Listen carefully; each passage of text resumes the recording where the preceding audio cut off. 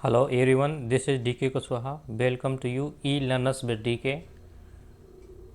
ये मैथ की पेडागोगी जो 150 वन लाइनर की सीरीज चल रही है, ये लेक्चर नंबर 3 है।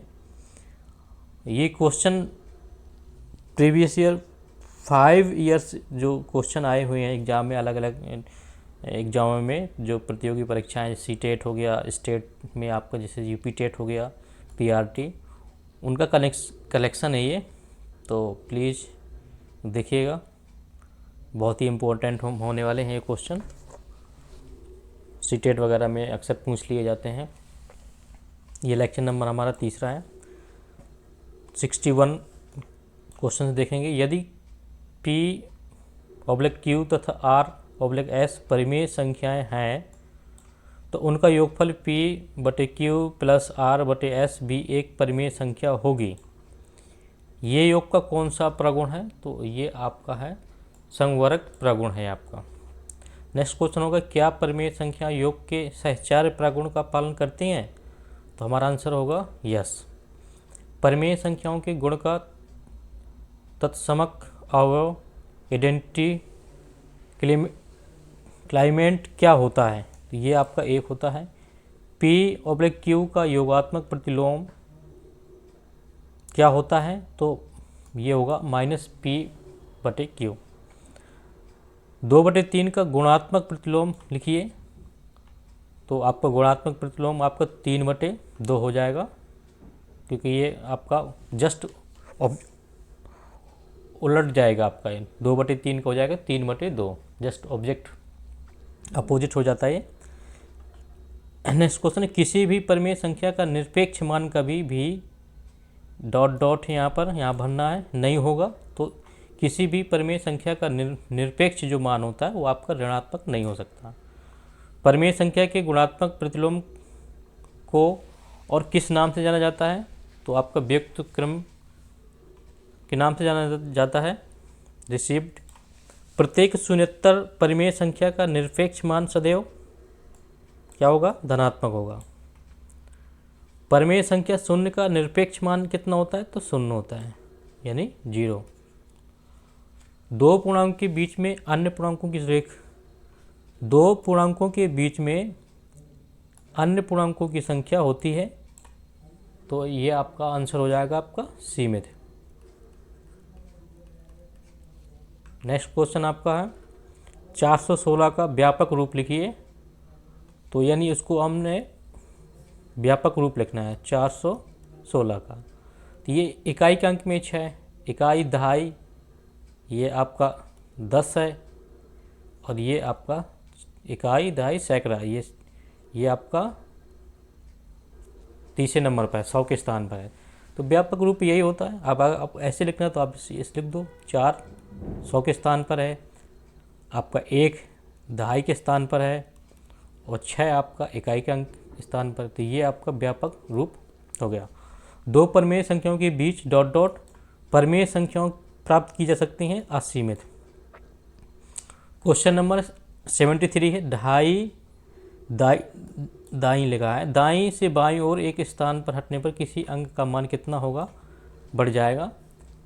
तो 10 गुना होता है ये इकाई दहाई सैकड़ा हजार। तो हर एक का देखो, इकाई दहाई, तो दाईं ओर से बाईं ओर एक स्थान हटने पर किसी अंक का मान कितना होता है? 10 गुना होता है।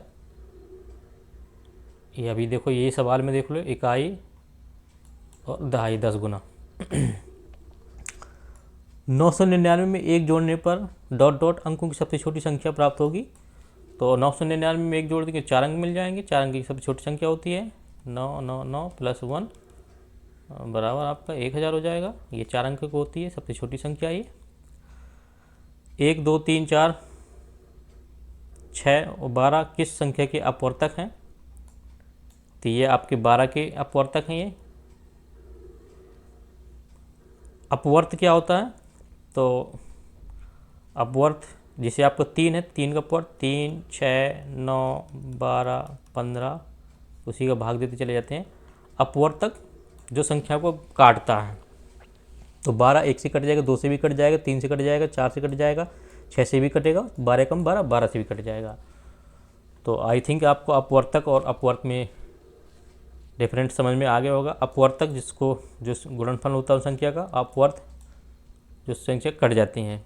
3 6 9 दी गई संख्याओं का लासा उनमें से सबसे डॉट डॉट यहाँ भरना है, संख्या के बराबर या उससे बड़ा होता है तो बड़ा होता है। किसी संख्या में सबसे बाईं ओर शून्य लिखने पर संख्या के मान में क्या परिवर्तन होगा? तो कोई परिवर्तन नहीं होगा। जैसे आपका 50 है, इसके बाईं ओर हमने 0 रख दिया तो क्या अंतर आया? कोई परिवर्तन नहीं, 0 लेफ्ट साइड में 0 कोई मान नहीं होता। जबकि अगर दाहिने साइड में 0 लिख देते हैं, जैसे 5 है, दाहिने साइड में 0 रख दिया तो 50 बन गया, इसका मान है। बाएं साइड में रखने से इसका मान 80 में तो कोई परिवर्तन नहीं होता।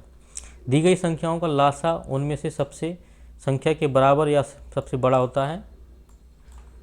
दी गई संख्याओं का लासा उनमें से सबसे डॉट डॉट यहाँ भरना है, संख्या के बराबर या उससे बड़ा होता है। तो संख्याओं का जो लासा होता है वो संख्या से बड़ा होता है। जैसे आपका 6 12 18 है,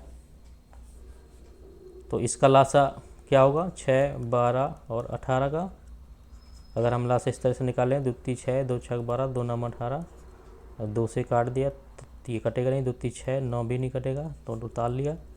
3 एक हम 3 3 3 3 9 3 बचा, अब 3 आ गया, ये 3 3 9 दिन 18 24। तो इसका जो आपका लासा होगा एलसीएम 24 आया। तो यही बता रहा था कि दी गई संख्याओं से बड़ा होता है। सबसे दी गई संख्याओं को लासा उनमें से सबसे बड़ी संख्या के बराबर या उससे बड़ा होता है। इसके बराबर होगा या उससे बड़ा होगा, तो ये बड़ा तो समझ में आ गया हमारे। अगर हम इसका निकालते हैं, इसका 2 4 6 का, 2 4 8 का, तो इसका देख लेते हैं। 2 1 हम 2 2 2 3 4 2 4 8, इसको अगर हम हल कर लेते हैं तो 2 1 2 2 1 हम 2 3 4 2 8, तो देखो ये 8 के बराबर है। तो यही उसका आंसर ये था कि जो उसके संख्या का आंसर आएगा वो उससे बड़ा होगा या उसके बराबर होगा। तो इन संख्या से देखो बड़ा है 24 आया, और यह बड़ी संख्या के बराबर आया। दी गई संख्याओं को लासा उनमें से सबसे बड़ी संख्या के बराबर होगा या उससे बड़ा होगा। तो बड़ी संख्या के देखो बराबर 8 के बराबर है, और या फिर उससे बड़ा आया है। आंसर मिल गया होगा आई थिंक। जिन संख्याओं में कोई भी फैक्टर कॉमन नहीं होते उनका मासा सदैव 1 होता है। बिल्कुल सही बात है। जैसे हम 5 7 9 का हम मासा निकालें तो कितना आएगा मासा? क्योंकि इसके कोई फैक्टर नहीं बन रहा तो मासा हमारा 1 आएगा। दी गई संख्याओं का मासा उनमें से सबसे छोटी संख्या के बराबर अथवा उससे छोटा होता है। अगर हम इनका मासा निकालते हैं तो कितना आ जाएगा? 4 दूनी 8, 4 से कट जाएगा, ये सबसे संख्या छोटी है, और ये सब दी गई संख्या का मासा उनमें से सबसे छोटी के बराबर अथवा उससे छोटा होता है। तो इसका हमारा जो मासा 4 आ जाएगा। अगर हम इसका निकाल लेते हैं, 8 का मासा निकाल लेते हैं भाग विधि के द्वारा, 12 निकाल लिया, 8 का 8 आया, 4 4 3 12 और 4 6 24, देखो उससे छोटा है। तो यही आंसर था इसका। वह छोटी छोटी संख्या जो दी गई संख्याओं में पूर्णांक विभाजित होती हैं उसे उन संख्याओं का एलसीएम होता है, यानी लासा। वही छोटी छोटी संख्याएं जो दी गई संख्याओं को पूर्णतः विभाजित कर देती हैं उस संख्याओं का एलसीएम होता है। अब ये इनका जो आपका जो लासा आया था आपका, सारी संख्याओं से कट जाएगा। 24 है तो देखो इसका हमने लासा निकाला था, है ना, 24 आया, तो 6 से भी कटेगा, 12 से भी कटेगा, और 8 से भी कटेगा, 8 3 24। ठीक है, क्या क्वेश्चन नंबर हमारा है? वही छोटी संख्या दी गई संख्याओं में पूर्णतः विभाजित होती उस संख्याओं का लासा होता है। यानी जो संख्या का जो लासा आएगा तो इन संख्याओं से पूरी पूरी कट जाएगा। 4 से भी कटेगा, 6 से भी कटेगा, 8 से कटेगा, जो भी है इसका लासा आएगा। वह बड़ी से बड़ी संख्या जिससे दी गई संख्या में पूर्णतः विभाजित हो जाती है उसे उन संख्याओं का मासा कहते हैं। Highest common factors. दिए गए चित्र में छायांकित भाग को भिन्न में 2/5 व्यक्त कीजिए।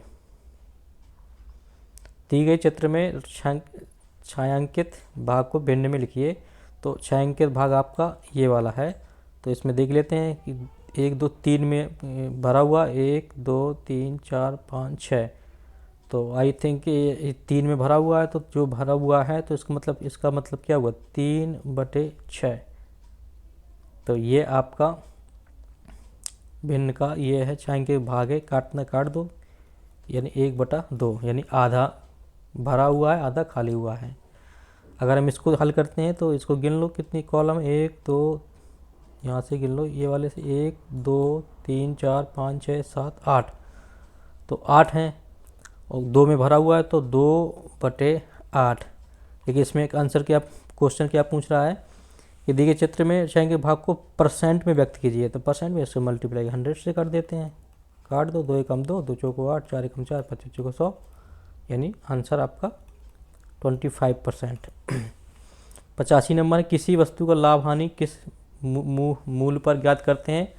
तो मैंने बताया था सीपी पर, क्रय मूल्य पर ज्ञात करते हैं। मैथ मैंने पढ़ाई हुई है, तो आप वीडियो देख लीजिएगा।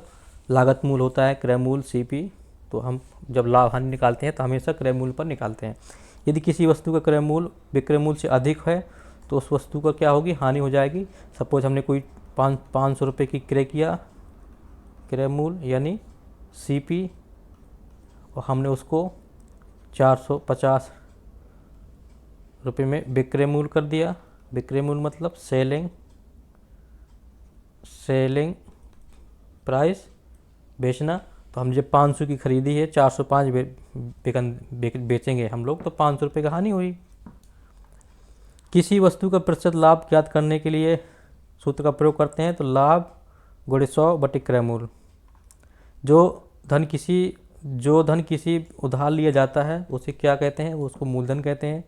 अब किसी से कोई कर्जा लेते हैं तो वो मूलधन होता है। जब हम वो मूलधन में ब्याज ऐड करके देते हैं तो वो मिश्रण होता है। जो नेक्स्ट क्वेश्चन आपका यही है, उधार लिया गया धन निश्चित समय विधि के बाद वापस करते समय क्या बन जाता है, तो ये आपका मिश्रण बन जाता है। सरल रेखाएं कितनी प्रकार की होती हैं। तो सरल रेखाएं हमेशा 2 प्रकार की होती हैं, एक क्षैतिज होती है और दूसरी है ऊर्ध्वाधर होती है। अगर हम इंग्लिश में देखें तो हॉरिजेंटल होता है, थिचेज होता है, और जो आपको वर्टिकल होती है आपका ऊर्ध्वाधर होती है। यदि 2 सरल रेखाएं एक दूसरे को समकोण पर स्पर्श करें तो वो रेखाएं क्या कहलाती हैं, तो वो लंब होती हैं। ये आपका समकोण पर छेद कर रही हैं, तो ये आपका समकोण बना रहा है। समकोण का मतलब सामने 90 अंश का कोण बन रहा है आपका। समांतर रेखाएं ऐसी रेखाएं जिनकी बीच की दूरी सदैव समान रहती है। समांतर रेखाएं वो होती हैं जैसे आपकी एक रेखा ये जा रही है, दूसरी रेखा ये जा रही है, ये कितनी भी दूरी चली जाएगी लेकिन ये कभी भी मिलेंगी नहीं, तो ये समांतर रेखाएं हैं। आप या ऐसे ले लो, कोई रेखा ऐसे जा रही है, कोई रेखा ऐसे जा रही है, तो ये अपनी सीधी चली जाएगी, ये भी सीधी चली जाएगी, तो कोई भी रेखा कभी भी बीच में आपकी मिलेगी नहीं। तो ये हमारे आई थिंक कितने 92 क्वेश्चन क्लियर कर लिए हमने। इसके बाद 91 से आपके जो नेक्स्ट होंगे, 91 से हम बाकी के देखेंगे। आप 30 क्वेश्चन की से करवा रहा हूँ मैं एक वीडियो में। तो अगर आप लोगों को वीडियो मेरा अच्छा लगा तो प्लीज़ सब्सक्राइब करिए, लाइक करिए, शेयर करिए।